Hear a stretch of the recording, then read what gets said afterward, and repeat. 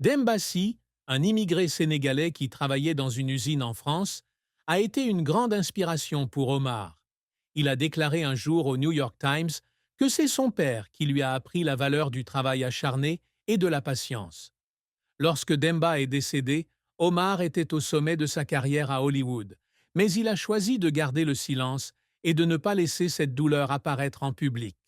Cette perte n'est pas seulement une tristesse personnelle, mais aussi la fin d'un lien avec ses racines sénégalaises, un endroit dont il a toujours été fier d'appartenir. Dans Lupin, dans l'ombre d'Arsène, vous avez dit un jour que le personnage d'Hassane Diop reflétait en partie votre propre histoire, un homme au passé compliqué et aux blessures difficiles à exprimer. De plus, une autre tristesse peut être la pression de la célébrité et la responsabilité de protéger la famille de l'attention du public. Omar et sa femme, Hélène Sy, ont quitté la France pour Los Angeles en 2012 afin que leurs enfants, Aladji, Tidiane, Saba, Amani Nour et Célie, puissent grandir en paix. Je ne veux pas que mes enfants vivent ce que j'ai vécu à Trappes, a-t-il déclaré à Elle France. Cette tristesse ne concerne pas un événement spécifique, mais plutôt le sentiment persistant de devoir quitter son pays natal et de vivre isolé de la culture qu'il aime, juste pour protéger les personnes qu'il aime le plus. La carrière d'Omar Sy est un voyage depuis les jours difficiles de Trappes jusqu'aux projecteurs d'Hollywood. Quatrième d'une famille de 8 enfants, il a grandi dans une cité HLM pauvre où sa mère, Diaratou, travaillait comme femme de ménage et son père était ouvrier d'usine. Après avoir obtenu son diplôme d'études secondaires en 1996, au lieu d'aller à l'université, Omar a choisi la voie du divertissement, en commençant par un travail d'annonceur radio à Radio Nova, où il a rencontré Fred Testo, qui deviendra plus tard son célèbre partenaire de comédie. Immense succès.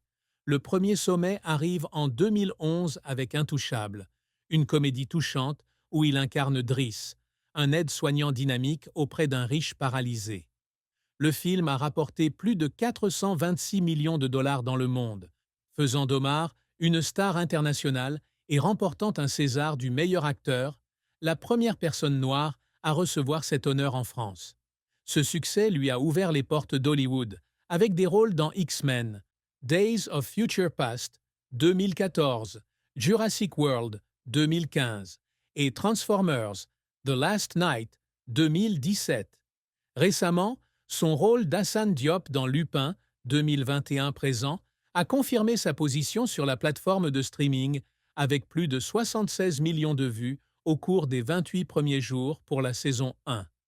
Avant cela, il était célèbre en France pour ses sketchs comiques avec Fred Testo dans le service après-vente des émissions de Canal+, 2005 à 2012. Sa combinaison d'humour naturel et de profonde capacité d'acteur lui a permis de bâtir une carrière diversifiée, allant des comédies à l'action et au drame. Échecs et larmes. Cependant, tout ne s'est pas déroulé sans heurts. Un de ses échecs mémorables fut lorsqu'il refusa le rôle principal dans un grand projet hollywoodien juste après Intouchable en raison de préoccupations concernant son manque de compétences en anglais. Il a déclaré un jour à Variety qu'il craignait d'échouer sous la pression internationale. Les débuts aux États-Unis n'ont pas été faciles non plus. Il a dû apprendre l'anglais à partir de zéro en regardant l'incroyable famille Kardashian et en travaillant avec un tuteur tous les jours. Un processus qui l'a laissé tellement stressé qu'il a fondu en larmes quand il s'est ennuyé de la maison. Les tentatives pour le faire pleurer impliquaient généralement la famille. Lors du tournage de Lupin à Paris pendant la pandémie, il était loin d'Hélène et des enfants à Los Angeles.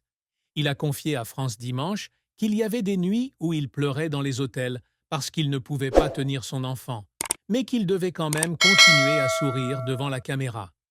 Une autre fois, lors de la remise d'un César, il a pleuré sur scène parce que son père lui manquait et qu'il avait l'impression de l'avoir rendu fier. Les sacrifices pour équilibrer carrière et famille sont quelque chose qui le touche toujours profondément. Omar Sy se fixe toujours des objectifs élevés dans sa carrière et dans sa vie. L'une de ses plus grandes réussites est de devenir une icône mondiale de la diversité dans le cinéma. Premier Sénégalais à avoir réussi à Hollywood, il veut ouvrir la voie à d'autres acteurs de couleur. Je veux que mes enfants voient que tout le monde peut rêver grand, peu importe d'où l'on vient, a-t-il déclaré au Guardian. Il aspire également à laisser un héritage à travers des rôles significatifs.